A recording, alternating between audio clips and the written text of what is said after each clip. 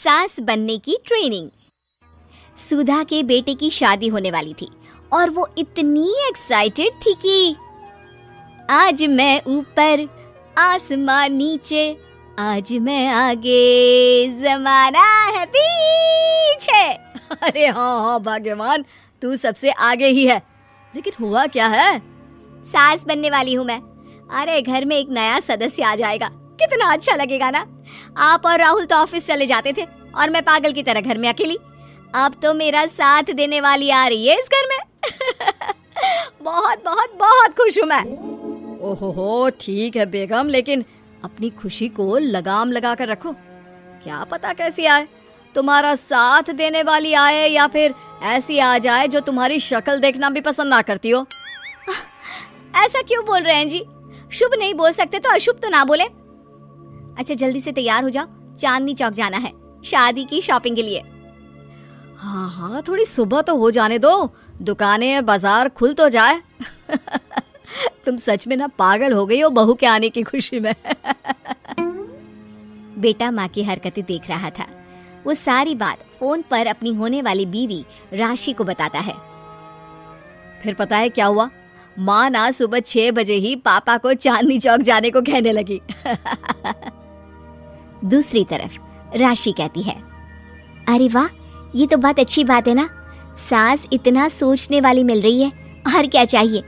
मैंने भी सोचा है मम्मी जी के साथ बहुत प्यार से रहूंगी, उनका ख्याल रखूंगी और प्यार करूंगी। राहुल भी खुश था। लेकिन बाजार में सुधा जी और उनके पति को एक अजीब सी दुकान दिखती है जिसके बाहर लिखा होता है, हमारे यहाँ सास बनने की ट्रेनिंग दी जाती है। ये देखिए जरा, लग रहा है आजकल के लोगों को कोई काम नहीं है। अरे सास बनने की भी ट्रेनिंग होती है क्या? दुकान के सामने एक पिंजरा था, उसमें एक तोता बंद था। सुधा की बात सुनकर तोता बोल पड़ता है, अरे नादान औरत, अगर सास सही तो पूरा घर सही रहता है, परिवार बंधा रहता है और आने वाली जनरेशन संस्कारी होती है। लेकिन तू क्या समझेगी? जा जा आगे जा। ओए, तोते बड़ा बोल रहा है, क्यों आगे जाऊं? मैं नहीं जा रही।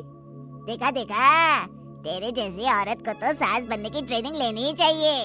निकाल 1000 रुपये और जान दर, नहीं तो पूरी जिंदगी रोती रहेगी। सुधा को तोते की बात में दम लगता है।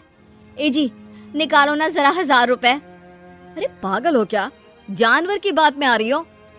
किस पागल आदमी की सुन रही हो, जिसे ये भी नहीं पता कि तोता जानवर नहीं पक्षी होता है। चलो निकालो 1000 रुपये और अंदर जाकर सास के रूप में जीवन को सफल कर लो।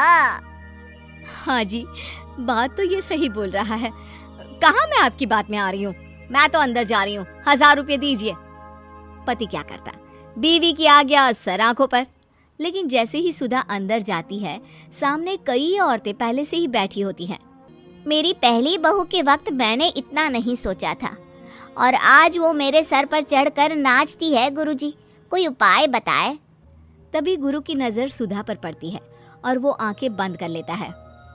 तू पहले भी मेरी दुकान के सामने से होकर गई थी ना, तब क्यों नहीं आई? औरत जो कि गुरु के साथ मिली हुई थी। महाराज, तब पता नहीं था कि सच में सास बनने की भी ट्रेनिंग लेनी होती है। लगा था घर में कोई सदस्य आ रहा है जो सारा दिन मेरे साथ रहेगी, लेकिन ऐसा तो कुछ भी नहीं हुआ गुरुजी। चल फिर पैकेज लेकर 20,000 वाला कल से आ जाना। जी महाराज, गुरुजी की जय हो। वो औरत भी सुधा को देखती है और कहती है, सही जगह आई हो बहन। 10-20 हजार का मुंह नहीं देखना भाई, बस घर बस जाए तो सोचो गंगा नहा ली। बहुत कमा लेंगे अगर परिवार एक रहा, नहीं तो बुढ़ापा वृद्धाश्रम में बिताओ। सुधा डर जाती है। वो गुरु के पास जाती है और उन्हें पैसे देती है। देखो, एक मंत्र गांठ बांध लो कि कभी भी बहू को बेटी ना समझना। जितना दबा कर पहले दिन से रखोगी, धीरे धीरे प्यार दोगी तो मान रखेगी, नहीं तो। नाजी ना गुरुजी, समझ गई। अरे भला हो भगवान का जो आपसे मिला दिया, नहीं तो मैं।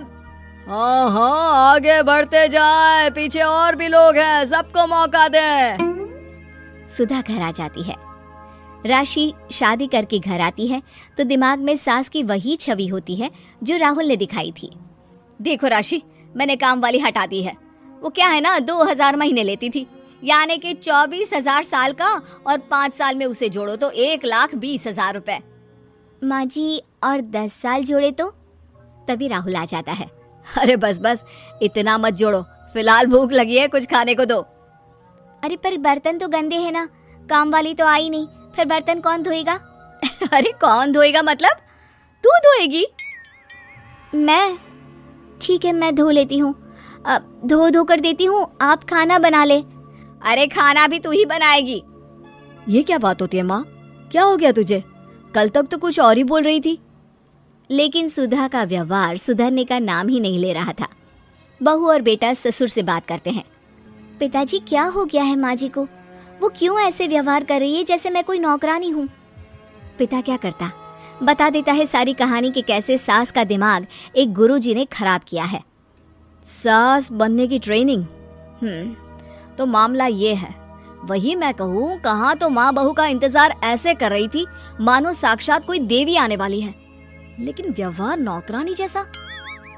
देखिए, माँ बुरी नहीं है, बस किसी ने उनका दिमाग खराब कर दिया है। तो ऐसे में मेरे पास एक आइडिया है। बहू फुसुर फुसुर करके पति और ससुर से बात करती है। अगले दिन बहू सास के सामने कहती है, अच्छा मैं जा रही हूँ, मेरी क्लास है। ये बोलकर बहू निकल जाती है। ये कौन सी क्लास करने जा रही है? पढ़ाई तो खत्म हो गई थी इसकी। अरे माँ, दरअसल वो ये सोच कर आई थी कि तुम माँ जैसी होगी, लेकिन यहाँ तुम तो तुर्रम खां बन गई हो। तो वो किसी बहू बनने की ट्रेनिंग वाली क्लास में गई है। ये बोलकर बेटा बाप की ओर देखता है और आंख मार देता है। हाँ, वो तो तुम्हारी माँ ने भी सास बनने की ट्रेनिंग ली है बेटा। पहले का जमाना और था भाई, कि भोले मन से रिश्ते शुरू किए जाते थे। अब तो नई लड़की घर आते ही नौकरानी हटा देते हैं। बताओ, पिछले 25 साल से वो नौकरानी काम कर रही थी, तब तो कोई हिसाब किताब नहीं हुआ। अरे पापा, आप भी माँ को बोल रहे हैं? अरे माना, वो माँ समझ कर आई, घर में खुशहाली रखने के लिए हमेशा आप लोगों के साथ उठती बैठती, माँ को कभी जवाब नहीं दिया। लेकिन माँ की क्या गलती? अरे दादी ने भी तो ऐसा ही किया होगा ना माँ के साथ, तभी तो माँ अपनी बहू के साथ ऐसा कर रही है। नहीं, वो तो बहुत अच्छी थी।